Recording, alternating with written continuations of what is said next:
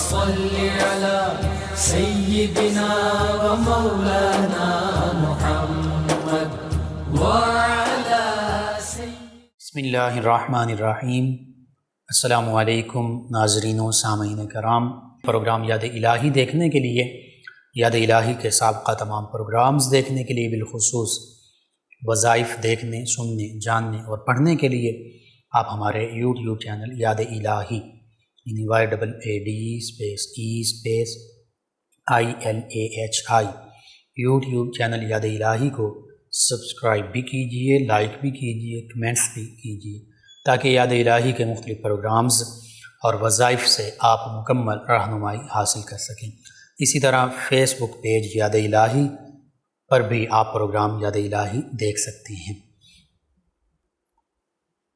جی ناظرین و سامعین، پروگرام یاد الہی میں روزانہ عظیم ہستیوں کے تذکارے پاک کیے جاتے ہیں اور اس کے ساتھ ساتھ کچھ ایسے موضوعات پر گفتگو ہوتی ہے جن سے آپ کو رہنمائی حاصل ہوتی ہے۔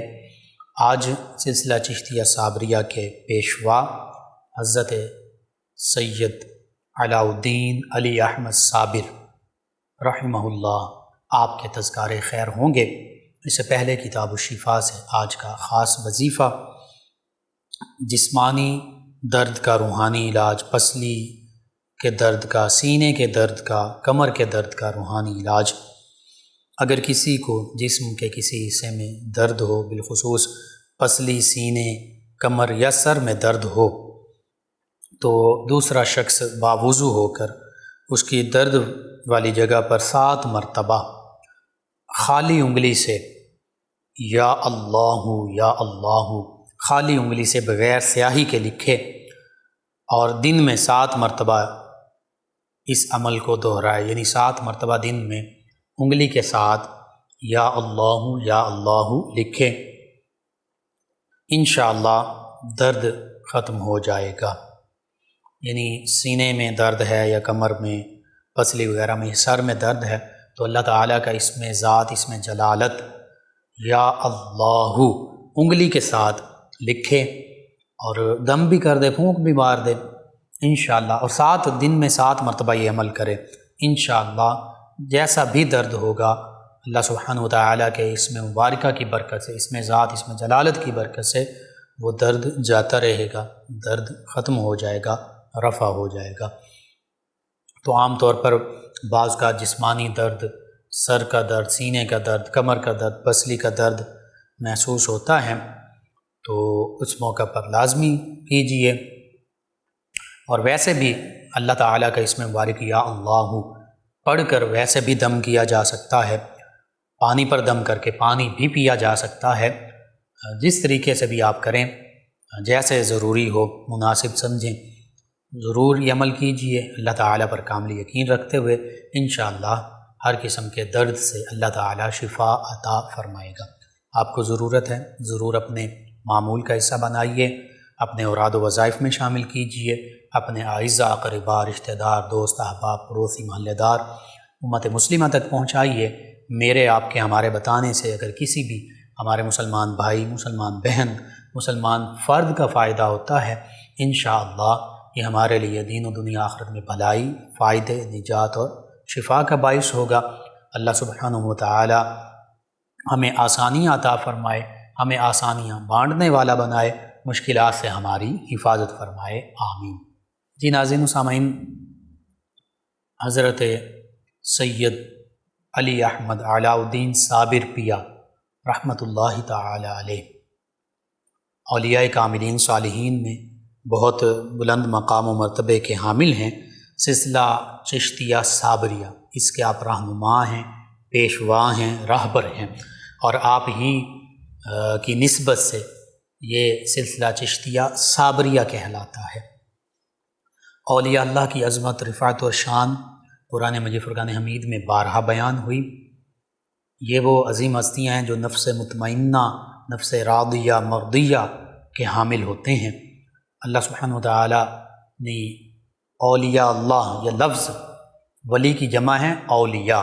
تو اللہ نے قرآن مجید فرقان حمید میں صراحت کے ساتھ، وضاحت کے ساتھ ذکر فرما دیا، فرمایا الا، خبردار، سن لو، جان لو،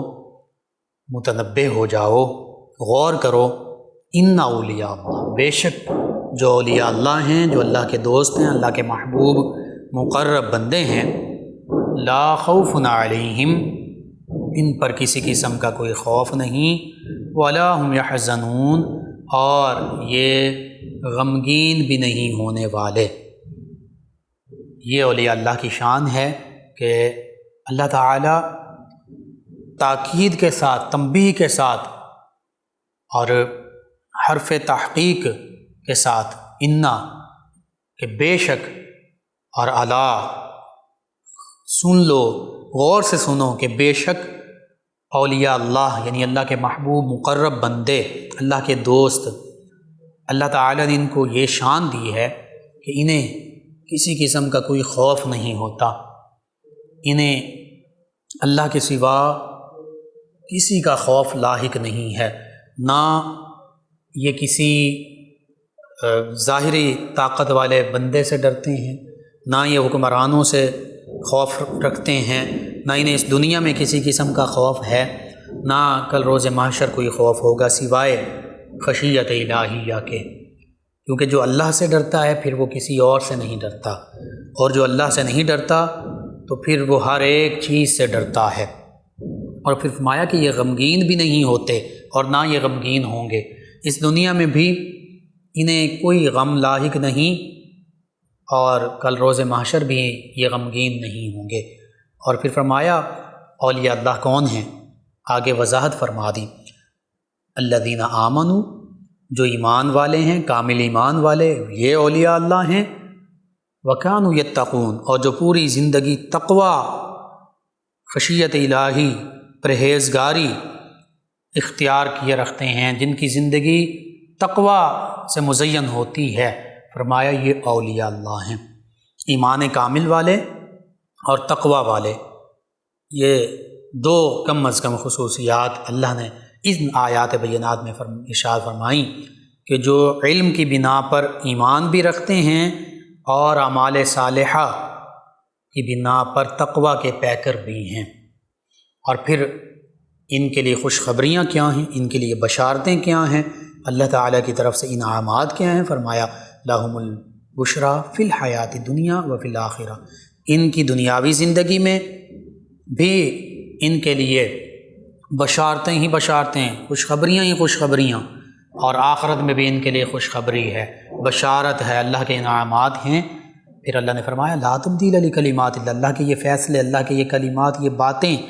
بدلنے والی نہیں ہیں، اللہ کے کلمات بدلا نہیں کرتے کہ یہ اللہ کے اولیاء اللہ ہیں،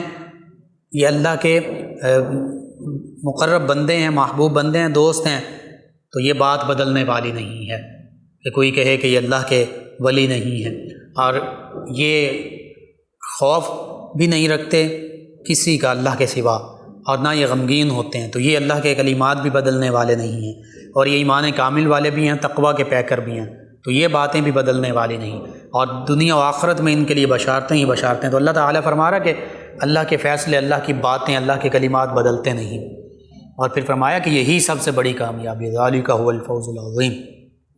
آج ہم میں سے ہر ایک چاہتا یہ ہے کہ اسے بڑی سے بڑی کامیابی مل جائے،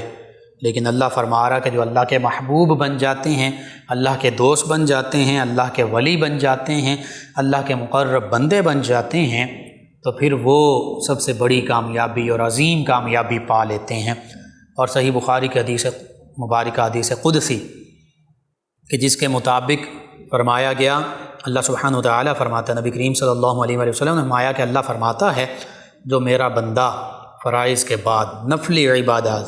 جس میں نوافل بھی شامل ہیں، لیکن نفلی عبادات سے صرف نوافل مراد نہیں، فرائض اور واجبات اور سنن کے بعد جتنی بھی اضافی نیکیاں ہیں، اضافی معمولات ہیں، اچھے کام ہیں، بھلائی کے، خیر کے کام، یہ نفلی عبادات ہیں۔ لوگوں کے ساتھ بھلائی کا معاملہ کرنا، لوگوں کی ضروریات پوری کرنا، راستے سے پتھر یا کانٹا ہٹا دینا، خندہ پیشانی سے مسلمان بھائیوں سے پیش آنا، ہر ایک کی بہتری اور بھلائی چاہنا، ہر ایک کو بہتر اور اچھی بات بتانا، نیکی کا حکم دینا، برائی سے روکنا، یہ سبھی اضافی نفلی عبادات میں شامل ہیں۔ تو اللہ فرماتا ہے کہ جو فرائض کے ساتھ نفل عبادات کرتا بجا لاتا ہے، تو فرمایا گیا اس حدیث مبارکہ کا خلاصہ کہ پھر اللہ فرماتا ہے وہ میرا مقرب بن جاتا ہے، اور پھر میں اس کی آنکھیں بن جاتا ہوں جن سے وہ دیکھتا ہے، میں اس کے کان بن جاتا ہوں جن سے وہ سنتا ہے، میں اس کے ہاتھ بن جاتا ہوں جن سے وہ پکڑتا ہے، میں اس کے قدم بن جاتا ہوں جن سے وہ چلتا ہے۔ اور فرمایا کہ وہ جو دعا مانگتا ہے، جب میری بارگاہ میں ہاتھ اٹھا لیتا ہے تو جو دعا مانگتا ہے میں فوراً قبول فرماتا ہوں، میں مستجاب کرتا ہوں، اس کو دعا کو پورا فرما دیتا ہوں۔ اور فرمایا جب وہ مجھ سے وہ پناہ مانگتا ہے میں اسے پناہ عطا فرماتا ہوں، انہیں اپنے حفظ و امان میں لے لیتا ہوں، اور جو سوال کرتا ہے میں اسے عطا فرماتا ہوں۔ تو یہ اولیاء اللہ کی شان ہے۔ حتیٰ کہ ایک حدیث مبارکہ میں یہ بھی ہے کہ جو اللہ کے مقرب بندے ہوتے ہیں، اللہ تعالیٰ پھر انہیں اپنا جب محبوب بنا لیتا ہے، اللہ ان سے محبت فرماتا ہے۔ پھر جبریل امین علیہ السلام سے اللہ فرماتا ہے کہ اے جبریل، میں فلاں بندے سے محبت کرتا ہوں، تو بھی اس سے محبت رکھ۔ جبریل امین علیہ السلام بھی اس اللہ کے محبوب بندے سے، اللہ کے ولی سے محبت کرتے ہیں۔ پھر جبریل امین علیہ السلام آسمان والوں میں، آسمانی مخلوقات میں، فرشتوں میں ندا دیتے ہیں کہ اے اللہ کے بندو، فرشتے بھی اللہ کے بندے ہیں، بل عباد مکرمون، اللہ فرماتا ہے یہ تو اللہ کے عزت والے بندے ہیں، مکرم۔ تو فرشتوں میں ندا دی جاتی ہے، سیدنا جبریل امین علیہ السلام ندا دیتے ہیں کہ اے فرشتوں، اے اللہ کے بندو، یہ اللہ کا محبوب بندہ ہے، اللہ کا ولی ہے، تم اس سے محبت کرو۔ تو آسمان والے اللہ کے ولی سے محبت کرتے ہیں، اور پھر زمین والوں میں بھی، زمین میں ندا دی جاتی ہے، زمین کی مخلوقات، زمین والے بھی اللہ کے ولی سے محبت کرتے ہیں، اللہ کے مقرب بندے سے محبت کرتے ہیں۔ ان الذین آمنوا وعملوا الصالحات سیجعل لهم الرحمن ودا، سورہ مریم کی آیت مبارکہ کی تفسیر ہے یہ حدیث مبارکہ جو میں نے ابھی بیان کی۔ اس آیت مبارکہ کا معنی یہ ہے کہ بے شک جو ایمان کامل والے ہیں، جو اعمال صالحہ بجا لانے والے ہیں، وہی بات الذین آمنوا وکانوا یتقون، جو اولیاء اللہ ہیں ایمان کامل کے بھی حامل ہیں، خشیت اور تقوی کے بھی حامل ہیں۔ فرمایا سیجعل لهم الرحمن ودا، ان قریب اللہ سبحانہ وتعالی تمام ہر ایک میں، تمام مخلوقات میں ایسے لوگوں کی محبت ڈال دے گا۔ تو یہی وجہ ہے اولیاء اللہ کے لیے پھر من کان للہ کان اللہ لہ، جو اللہ کے ہو جاتے ہیں پھر اللہ ان کا ہو جاتا ہے، اور پھر ساری کائنات اس بندہ مومن کے لیے تسخیر فرما دی جاتی ہے، تسخیر کر دی جاتی ہے۔ پھر جب اللہ تعالیٰ کی دی ہوئی خاص طاقتیں اسے حاصل ہو جاتی ہیں، اللہ کی دی ہوئی طاقتوں سے وہ دیکھتا ہے، تو اس کا دیکھنا ہماری طرح عام انسانوں کی طرح نہیں ہوتا۔ اس کا سننا جب وہ اللہ کی خاص دی ہوئی طاقتوں سے سنتا ہے، اگرچہ ہم بھی اللہ ہی کی طرف سے دی ہوئی طاقتوں سے سن رہے ہیں، لیکن انہیں خاص طور پر اللہ تعالیٰ کی طرف سے طاقتیں دی جاتی ہیں، ان کے سننے اور ہمارے سننے میں فرق ہوتا ہے، ان کے چلنے اور ہمارے چلنے میں فرق ہوتا ہے، ان کے پکڑنے، ان کے ہاتھوں کی طاقت اور ہمارے ہاتھوں کی طاقت میں فرق ہوتا ہے۔ تو یہ اولیاء اللہ کی شان ہے، وہ جو اللہ سے مانگتے ہیں، جو سوال کرتے ہیں، اللہ فوراً قبول فرماتا ہے، ان کو عطا فرماتا ہے، ان کی دعائیں قبول ہوتی ہیں، اور اللہ رب العزت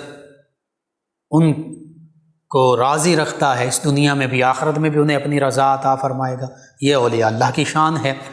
جنہوں نے اپنی زندگی کا مقصد ہی اللہ کی رضا بنا لیا ہو، جن کی زندگی کا ایک ایک لمحہ اللہ کی رضا اور خوشنودی کے لیے گزرتا ہو،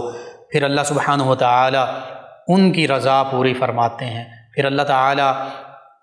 اس بندہ مومن کی رضا کے مطابق اس کی دعائیں بھی قبول فرماتا ہے، اس کی رضا چاہتا ہے۔ اسی لیے علامہ اقبال علیہ الرحمہ نے کہا تھا نا کہ خودی کو کر بلند اتنا کہ ہر تقدیر سے پہلے خدا بندے سے خود پوچھے بتا تیری رضا کیا ہے۔ یہ خودی یہی ہے کہ اپنے نفس کو، اپنے آپ کو، اپنی خواہشات کو اللہ کے احکام کے تابع کر دینا، اور پھر جب اللہ کے لیے بندہ مومن ہو جاتا ہے، اس کی زندگی کا ہر لمحہ اللہ کی یاد میں، اللہ کے ذکر میں اور اللہ تعالیٰ کے احکامات کی تعمیل میں گزرتا ہے،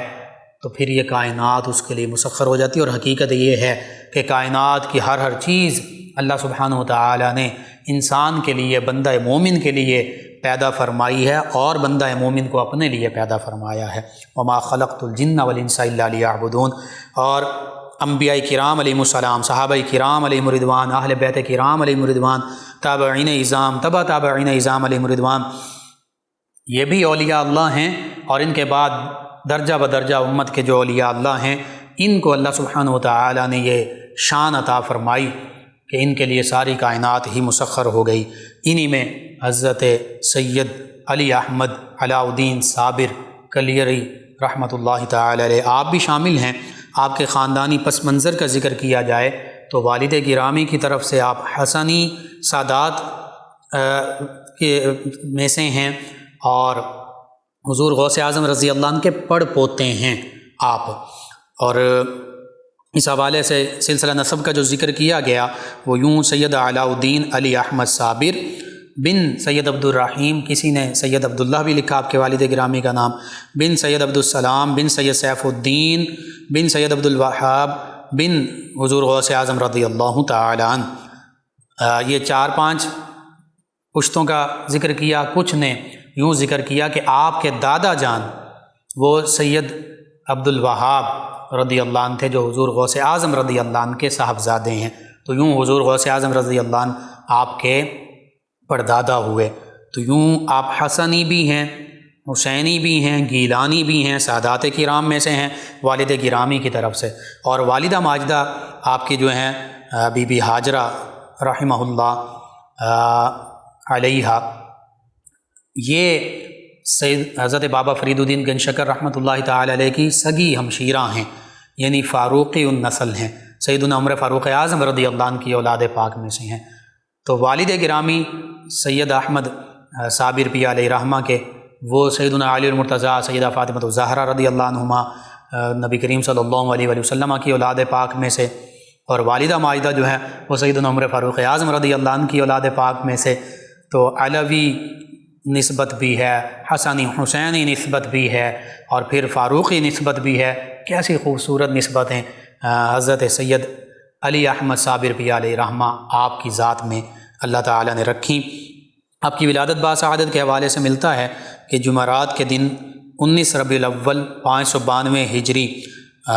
عیسوی سن کے مطابق 22 فروری 1196 عیسوی کو تہجد کے وقت ہرات جو افغانستان کا شہر ہے یہاں آپ کی ولادت باسعادت ہوئی، اور آپ مادرزاد ولی تھے۔ آپ کے بچپن میں ہی آپ کی ولادت باسعادت سے پہلے بھی بشارات آپ کی والدہ ماجدہ کو ملتی رہیں، اور آپ کی ولادت باسعادت کے بعد ہی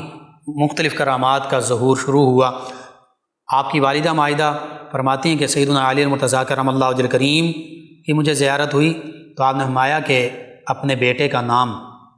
علی رکھنا۔ پھر نبی کریم صلی اللہ علیہ وآلہ وسلم کی زیارت سے مشرف ہوئیں تو نبی رحمت صلی اللہ علیہ وآلہ وسلم نے ساتھ یہ بھی فرمایا کہ احمد نام بھی رکھنا۔ تو اس وجہ سے ان کا نامی اسم گرامی جو ہے وہ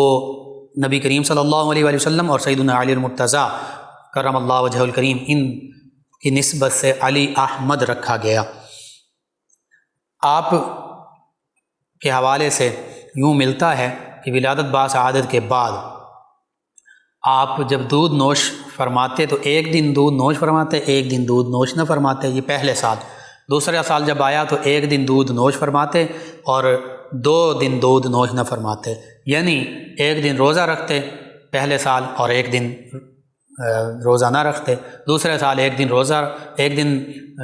روزہ رکھتے اور 1 دن روزہ نہ رکھتے۔ یہ اپنے بچپن سے ہی آپ نے دکھا دیا، اور یہ اسی کرامت کا فیضان ہے کہ حضور غوث اعظم رضی اللہ عنہ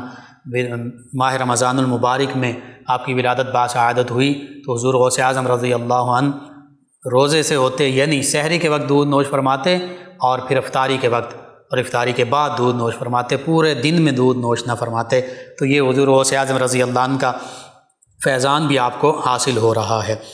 اسی طرح شیخ ابو القاسم گرگانی علیہ رحمہ ان کے حوالے سے بھی ملتا ہے کہ انہوں نے بھی آپ کے حوالے سے خوشخبری دی تھی، اور جب آپ کی ولادت باسعادت ہوئی تو اس موقع پر انہوں نے بھی آپ کو مزید توجہات سے بھی نوازا۔ اسی طرح آپ کے حوالے سے بچپن کا یہ کرامت ملتی ہے کہ آپ کی دایا جو ہیں وہ اگر بے وضو ہوتی تو آپ کو اٹھانا چاہتی تو وہ خود کہتی ہیں کہ مجھے خارش یا اس طرح کا کچھ الرجیکل مسئلہ ہو جاتا، میں آپ کو اٹھا نہ سکتی۔ تو آپ کی والدہ سے میں نے یہ سارا معاملہ بیان کیا تو انہوں نے فرمایا کہ آپ بے وضو کبھی بھی ان کو نہ اٹھائیں، وضو کر لیا کریں۔ تو وہ دایا جو ہیں وہ کہتی ہیں کہ میں پھر باوضو ہو کر انہیں اٹھایا کرتی تھی۔ اللہ اکبر، یہ اللہ کے اولیاء کی شان ہے کہ جو پیدائشی ولی ہوتے ہیں اللہ تعالیٰ کے پیدائشی دوست، ان کی کرامات کا ظہور پیدائش سے ہی ہونا شروع ہو جاتا ہے۔ بہرحال آپ کی عمر مبارکہ ابھی 5 برس تھی تو آپ کے والد گرامی جو ہیں، جو حضور غوث اعظم رضی اللہ عنہ کی اولاد میں سے ہیں، ان کا وصال ہو گیا۔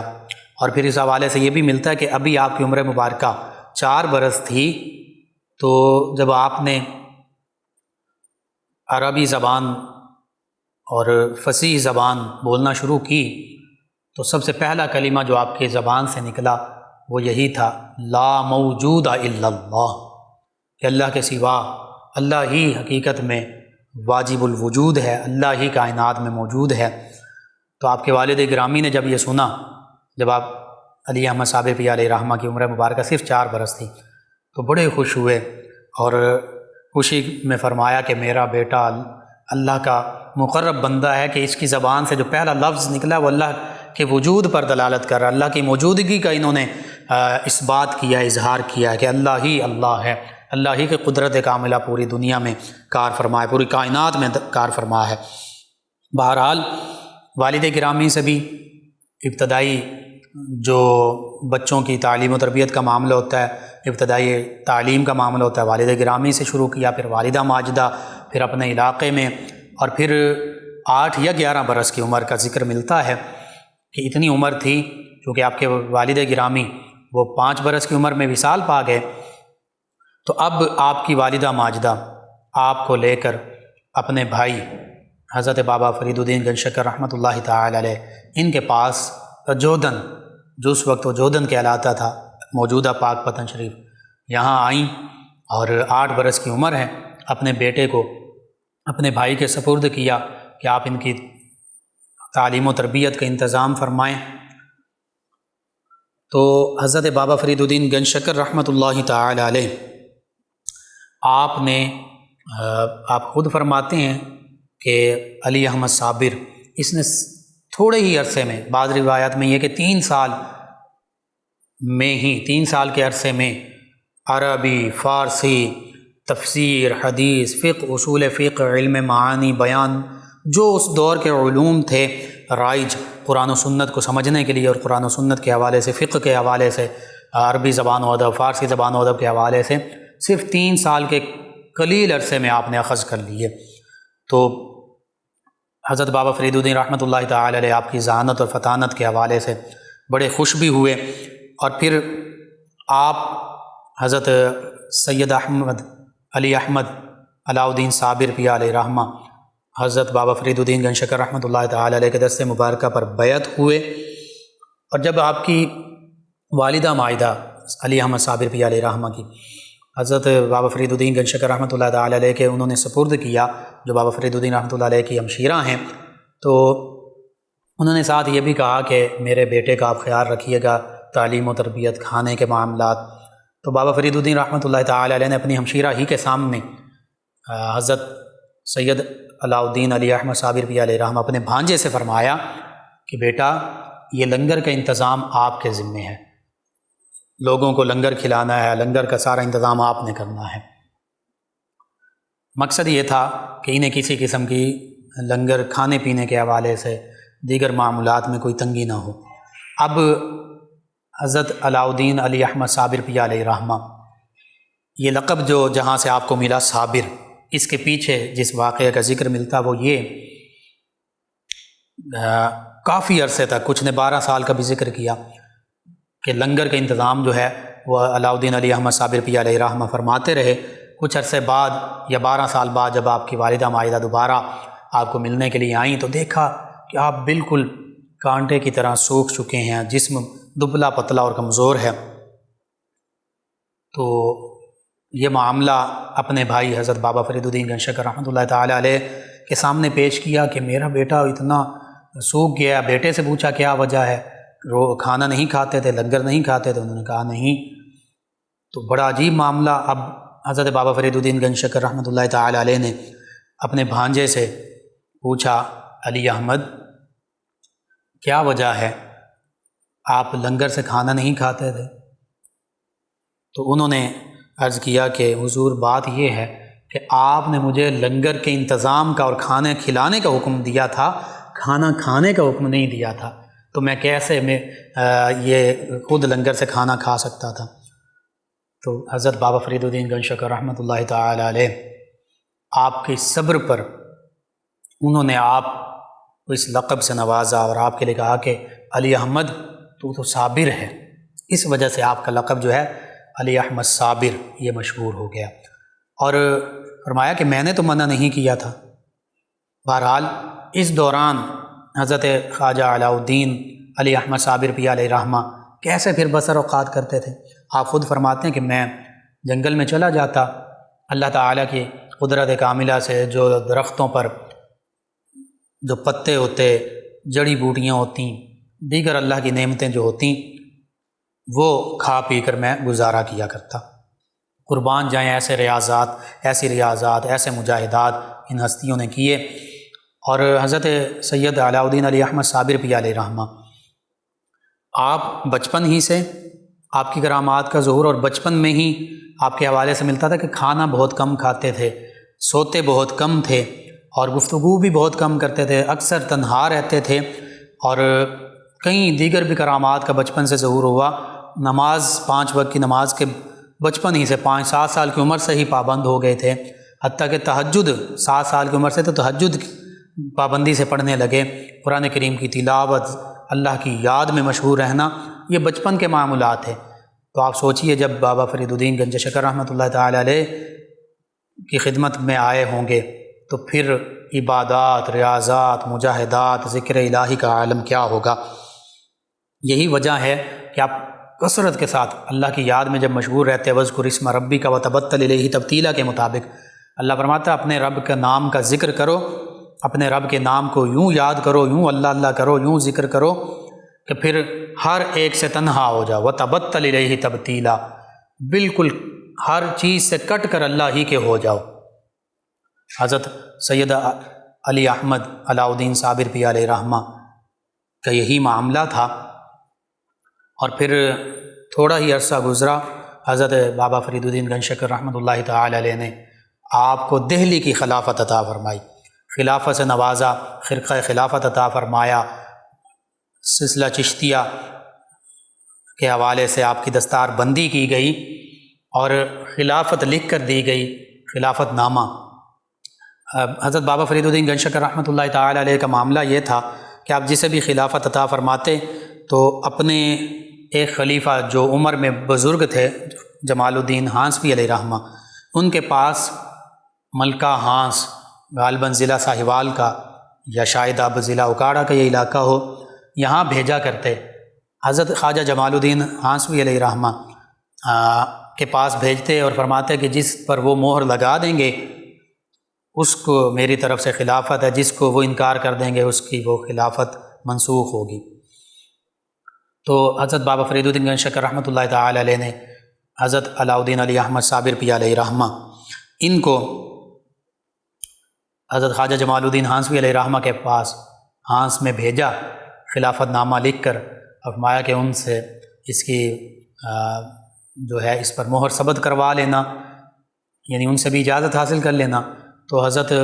سید علاء الدین علی احمد صابر پی علیہ رحمہ جب خواجہ جمال الدین ہانسوی علیہ رحمہ کے پاس پہنچے، انہوں نے ان کا استقبال کیا، مہمان نوازی کی۔ اب رات کا وقت ہے، اندھیرا ہے، چراغ جلایا کہ اس خلافت نامے پر مہر ثبت کریں تو وہ چراغ بجھ گیا۔ اللہ کی قدرت سے ہوا چلی، دوسرا چراغ جلایا، وہ بھی بجھ گیا۔ اتنے میں خواجہ جمال الدین ہانسوی علیہ رحمہ نے فرمایا کہ آپ ایسے کریں کہ صبح میں اس پر مہر ثبت کر دوں گا۔ تو سید علاء الدین علی احمد صابر پی علیہ رحمہ بہت جلالی تھے، آپ ماننے لگے کہ نہیں ابھی ہی مہر ثبت کرنی ہے۔ کچھ پڑھا آپ نے، اللہ کا نام لیا، اپنی انگلی پر پھونک ماری تو وہ روشن ہو گئی۔ حضرت خواجہ جمال الدین ہانسوی علیہ رحمہ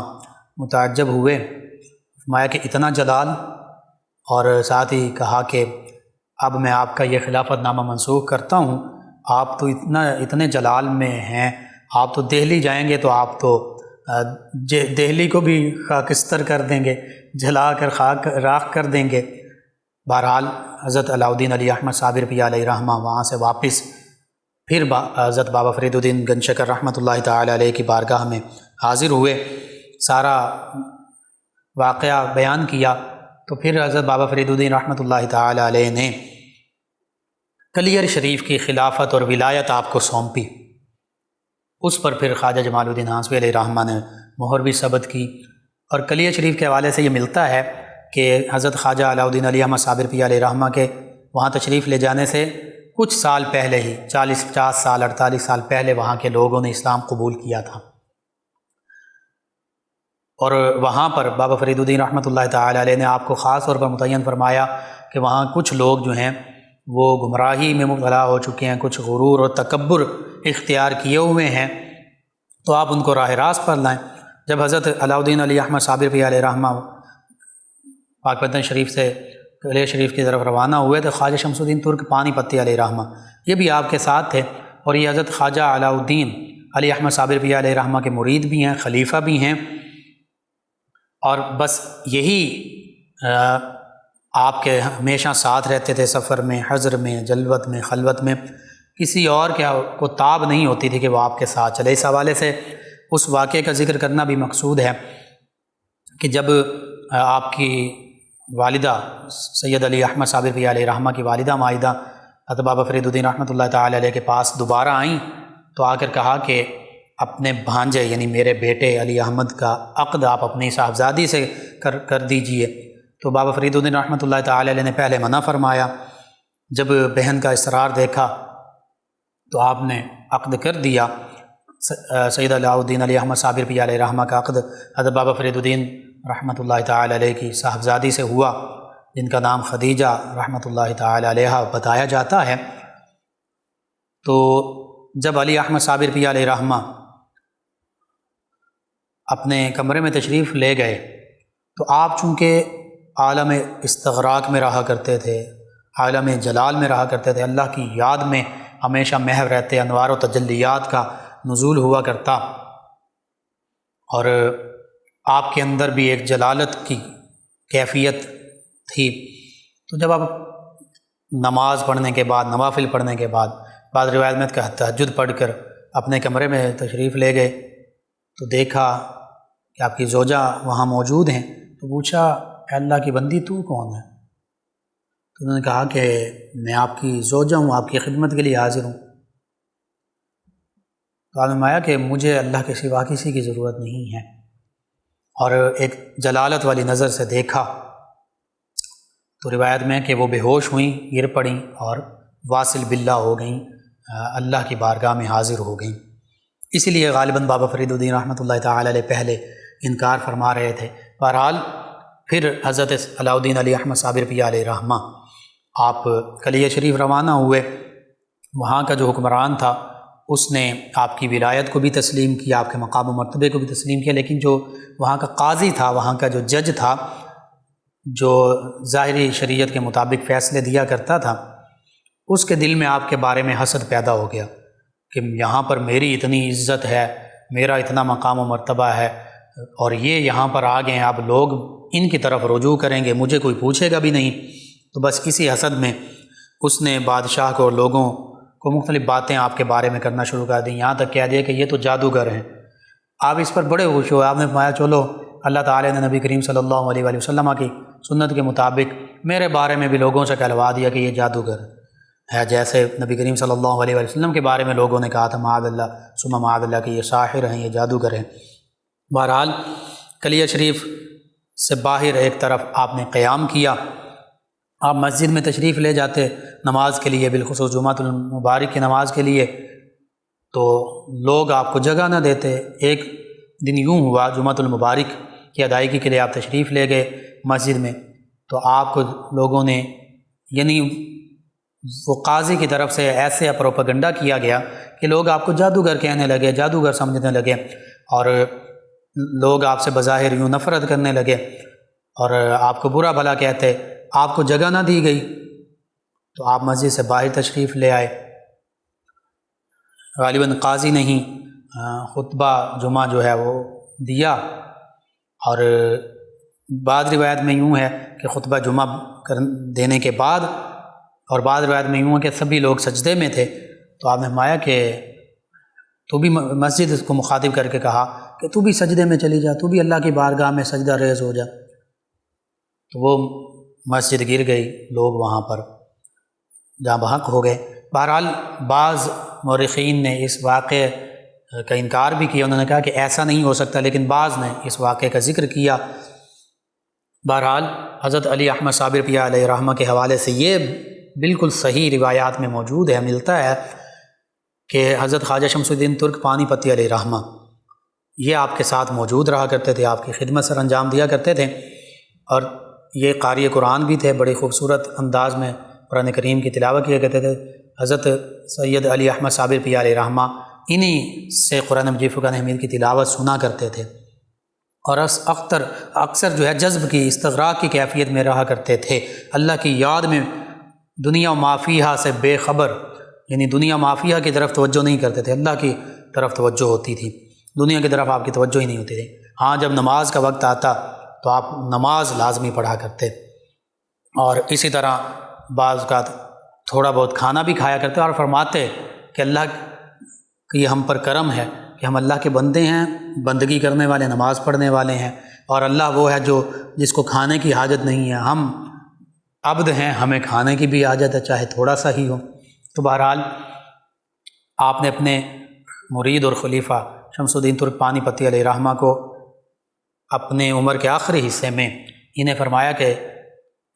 آپ علاء الدین خلجی کی فوج میں شامل ہو جائیں، اور ساتھ یہ بھی فرمایا کہ میرا وقت بھی قریب ہے، اور میرا وصال اس وقت ہوگا جب تمہاری ولایت ظاہر ہو جائے گی، تمہاری دعا کی وجہ سے اللہ تعالیٰ علاء الدین خلجی کو فتح و نصرت عطا فرمائے گا۔ حضرت خواجہ شمس الدین ترکمانی رحمۃ اللہ تعالیٰ علیہ علاء الدین خلجی کی فوج میں داخل ہوئے، فوج میں شامل ہو گئے، اور چتور گڑھ اس قلعے کو علاء الدین خلجی جو ہے اس کا محاصرہ کیا ہوا تھا، فتح نہیں ہو رہا تھا، کافی دن ہو گئے۔ ایک رات طوفان چلا، آندھی آئی، تو سبھی خیمے الٹ پلٹ ہوئے، شمعیں بجھ گئیں، ایک خیمہ جو ہے وہ موجود تھا اور اس میں شمع بھی جل رہی ہے۔ علاء الدین خلجی بڑا حیران ہوا، تو دیکھا وہ ان کا خیمہ تھا، خواجہ شمس الدین ترک پانی پتی علیہ رحمہ کا، تو اسے پتہ چل گیا کہ یہ اللہ کے ولی ہیں۔ آ کے ان سے کہنے لگا کہ آپ اللہ کے مقرب بندے ہیں، آپ اللہ کی بارگاہ میں دعا کیجیے، آپ کی دعا سے یہ قلعہ فتح ہوگا۔ تو آپ نے فرمایا کہ میں تو آپ کی فوج کا ایک ادنا سا کارکن ہوں، ملازم ہوں۔ تو انہوں نے کہا نہیں، آپ اللہ کے ولی ہیں، مجھے پتہ چل گیا ہے، تو آپ دعا کیجئے۔ تو آپ نے دعا کی، اگلے ہی دن وہ قلعہ جو ہے فتح ہو گیا، اور اس کے ساتھ ساتھ ہی جب آپ کی دعا قبول ہوئی، یعنی قلعہ فتح ہوا، تو آپ کو پتہ چل گیا کہ میرے مرشد گرامی نے جو کہا تھا اس کے مطابق ان کا وصال ہو گیا ہے۔ تو پھر اپنے مرشد گرامی کی تجہیز و تکفین کے لیے جہاں حضرت علی احمد صابر پیر علیہ رحمہ تشریف فرما تھے کلیہ شریف، وہاں حاضر ہو گئے۔ بہرحال اس کے تھوڑے ہی عرصے بعد خود حضرت خواجہ شمس الدین ترک پانی پتی علیہ رحمہ کا بھی وصال ہو گیا۔ تو یہ خواجہ حضرت سید علاء الدین علی احمد صابر پیر علیہ رحمہ، آپ کے حوالے سے یہ بھی ملتا ہے کہ کلیہ شریف میں آپ گولڑ کے جو درخت ہوتے تھے اس کا وہ پھل ہوتا ہے، اسی کو کھا کر آپ گزارا کیا کرتے تھے۔ بہرحال اولیاء اللہ کے مختلف مراتب ہیں، اور عبادات، ریاضات، مجاہدات مختلف طریقوں سے انہوں نے کی، اللہ کو یاد کیا، قرآن مجید فرقان حمید کی یہ تلاوت کرنے والے، یہ اللہ کرنے والے، نماز قائم کرنے والے، اور ظاہر اور باطن میں شریعت کی پابندی کرنے والے، اللہ ہی کی یاد میں مستغرق رہنے والے، آج بھی ضرورت اس امر کی ہے۔ ہم کامل طور پر تو اولیاء اللہ کی طرح نہیں بن سکتے، لیکن کم از کم اللہ کا ذکر کرنے میں، نماز کی پابندی کرنے میں، تلاوت کلام پاک میں، درود پاک کی کثرت میں، اور جتنا اپنی بساط کے مطابق جتنا ہو سکے اولیاء اللہ کی پیروی تو کر سکتے ہیں، یعنی اللہ کے احکام کی تعمیل تو کر سکتے ہیں۔ کوشش کی جائے کہ جب ہم ان اولیاء اللہ کی کرامات بیان کرتے ہیں، وہیں تعلیمات بھی بیان کرتے ہیں، تو کرامات ان کو اللہ تعالیٰ نے عزت کے طور پر، شرف کے طور پر عطا فرمائیں، اور تعلیمات اس وجہ سے ہیں کہ ہم ان کی پیروی کریں۔ تو اللہ سبحانہ و تعالیٰ سے یہ دعا ہے، اللہ تعالیٰ ہمیں نبی رحمت صلی اللہ علیہ وآلہ وسلم، صحابہ کرام، اہل بیت کرام، اولیاء کاملین صالحین کی پیروی کرنے والا بنائے، اسلام کی تعلیمات پر عمل پیرا ہونے والا بنائے، اور ان عظیم ہستیوں کے تصدق سے اللہ تعالیٰ عالم اسلام کو سربلندیاں عطا فرمائے، آمین۔ اللہم صلی علی سیدنا و مولانا محمد وعلی آپ سماعت فرما رہے ہیں پروگرام یاد الہی۔ ناظرین و سامعین، اس دوران ہمیں جوائن کیا نصیر صاحب نے، کہتے ہیں کہ میرے لیے دعا کر دیں، اور انہوں نے اپنے ایک مسئلے کا ذکر کیا ہے۔ جی اللہ تعالیٰ آپ کے تمام معاملات بہتر فرمائے، اور آپ نے جس مسئلے کا ذکر کیا ہے اس حوالے سے یہ ہے کہ آپ صبح اور شام 3 مرتبہ سورہ فاتحہ، 3 مرتبہ آیت الکرسی، 3 مرتبہ چاروں قل، اور اول آخر 3 مرتبہ درود پاک پڑھ کر اپنے اوپر دم کر لیں، اپنے ہاتھوں پر دم کر کے جسم پر ہاتھ پھیر لیں، پانی پر دم کر کے پانی پیتے رہیں، انشاءاللہ اللہ تعالیٰ اس پریشانی سے، اس معاملے سے آپ کو نجات عطا فرمائے گا۔ مقبول احمد صاحب میں فیصل آباد سے کہتے ہیں کہ سلام پیش کرتا ہوں۔ جی وعلیکم السلام۔ کہتے ہیں پروگرام بہت اچھا ہے، جی شکریہ آپ کا۔ کہتے ہیں کہ مسجد کے جمع پیسوں میں سے جو لوگ مسجد میں ہدیہ دیتے ہیں، اس میں سے کسی ضرورت مند کی مدد کی جا سکتی ہے؟ جی جو مسجد کے پیسے ہیں وہ مسجد ہی کے معاملات پر لگائے جاتے ہیں، مسجد سے ریلیٹڈ جتنے بھی معاملات ہیں ان میں وہ لگائے جا سکتے ہیں، اس کے علاوہ کہیں بھی استعمال نہیں کیے جا سکتے۔ ہاں اگر کسی نے اس وجہ سے مسجد میں دیے، ساتھ کہہ دیا کہ یہ ضرورت مندوں کو دے دیجئے، تو پھر آپ وہ ضرورت مندوں کو دے سکتے ہیں، یا اس طرح دیں کہ جی آپ جہاں چاہیں اس کو استعمال کریں، آپ کو اختیار دے دیا تو پھر آپ اس کو ضرورت مندوں میں بھی استعمال کر سکتے ہیں، مسجد پر بھی استعمال کر سکتے ہیں، مسجد کے معاملات میں بھی استعمال کر سکتے ہیں۔ ان کے علاوہ میں جوائن کیا قرۃ العین عائشہ صاحبہ ہیں، اور انہوں نے کہا السلام علیکم لقمان بھائی۔ جی وعلیکم السلام۔ کہتے ہیں آپ کا پروگرام بہت خوبصورت ہے، اللہ تعالیٰ آپ کو اس کا اجر عظیم عطا فرمائے۔ جی شکریہ آپ کا۔ ان کے علاوہ ہمیں جوائن کیا وجیہہ صاحبہ ہیں، کہتی ہیں السلام علیکم لقمان بھائی۔ جی وعلیکم السلام۔ کہتی ہیں اللہ تعالیٰ آپ کو صحت والی زندگی عطا فرمائے اور آپ کو کسی کا محتاج نہ کرے۔ جی آمین۔ اللہ سبحانہ و تعالیٰ آپ کو، تمام امت مسلمہ کو، تمام ویورز اور لسنرز کو صحت عافیت والی زندگی بھی عطا فرمائے، دین و دنیا آخرت کی بھلائیاں بھی عطا فرمائے، اور اپنے علاوہ کسی کا محتاج نہ کرے۔ میرے حق میں بھی یہ دعائیں قبول فرمائے، آپ کے حق میں بھی، سبھی کے حق میں دعائیں قبول فرمائے، آمین۔ شازیہ ساجد صاحبہ ہیں، انہوں نے کہا السلام علیکم لقمان بھائی، کیا حال ہیں؟ جی وعلیکم السلام، الحمدللہ۔ انہوں نے گھر کے حوالے سے کہ اللہ تعالیٰ گھر عطا فرمائے وظیفہ پوچھا، آپ کے لیے بھی، تمام ویورز لسنرز کے لیے بھی۔ ظاہری جو معاملات ہوتے ہیں، ظاہری وسائل انہیں تلاش کرنا وہ بھی ضروری ہے، وہ اللہ کا قانون ہے، قانون قدرت جسے ہم کہتے ہیں، یعنی محنت کریں، روپیہ پیسہ کمائیں، اس کو بچائیں، لیکن اس کے ساتھ ساتھ اس میں برکت ہو اور وہ اسباب آسانی سے اور اچھے طریقے سے اکٹھے ہو جائیں، کوئی رکاوٹ نہ ہو، اس کے لیے اللہ کو یاد کرنا لازمی ہوتا ہے۔ اس کے لیے یہ ہے کہ سورۃ القاریہ اور سورۃ القریش، ان دونوں صورتوں کو روزانہ کم از کم 41 مرتبہ پڑھیں، یا کم از کم 11 مرتبہ پڑھیں۔ گھر کے جتنے افراد پڑھ سکتے ہیں، اول آخر تا تعداد میں درود پاک پڑھیں اور اللہ سے دعا کریں، یا مسبب الاسباب کا وظیفہ کریں، تو انشاءاللہ اللہ تعالیٰ گھر بنانے کے اسباب پیدا فرما دے گا، جلد بہم پہنچائے گا۔ آپ تمام ویورز کا، لسنرز کا شکریہ، آپ ہمیں جوائن کرتے ہیں، پروگرام یاد الہی میں شامل ہوتے ہیں، اپنے فیڈ بیک سے ہمیں آگاہ کرتے ہیں، پروگرام یاد الہی کا حصہ بنتے ہیں۔ ناظرین سامعین، پروگرام یاد الہی کا وقت ختم ہوا چاہتا ہے، انشاءاللہ کل صبح دوبارہ آپ سے ملاقات ہوگی پروگرام یاد الہی میں۔ اپنے میزبان محمد لقمان رضا اور ہماری ٹیم کو اجازت دیجیے، اللہ نگہبان۔ اللہم صلی علی سیدنا و مولانا محمد